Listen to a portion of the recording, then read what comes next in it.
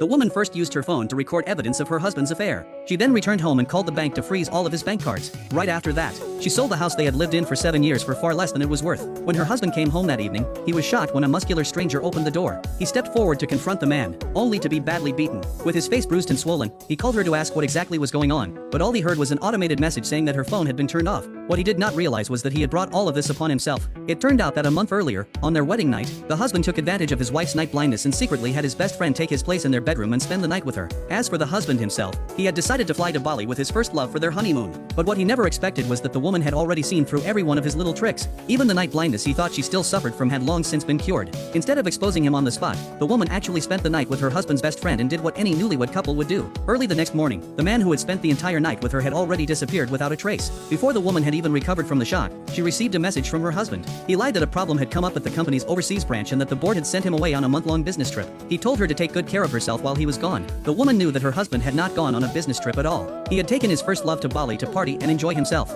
However, she pretended not to know anything and replied by reminding him to take care of himself while he was away. She then called her father and asked him to withdraw all the funding that had originally been prepared for her husband's company. Right after that, she canceled the unlimited credit card her husband had been using. She planned to take back, step by step, everything she had ever given him. Once she had finished handling all of that, the woman returned to her parents' home, officially took over the family business, and became the company's new CEO. Meanwhile, her husband was in Bali recklessly spending money on his first love. When his first love spotted an expensive necklace she wanted, he immediately pulled out the supplementary card the woman had given him and tried to pay for it. But no matter how many times he tried, the card would not work. He quickly called the woman and asked why the card could not be used. The woman deliberately acted surprised and pretended that she knew nothing before hurriedly ending the call. From that moment on, her counterattack had truly begun. A month later, the husband returned with his first love. The woman turned on the camera on her phone and went to the airport entrance to pick them up. The moment her husband saw her suddenly appear there, he immediately panicked. He rushed over and explained that the woman beside him was merely an older classmate from college. He claimed that they had only happened to be on the same flight and that, since she was a woman carrying so many things by herself, he had simply offered to help with some of her luggage. The woman did not expose him.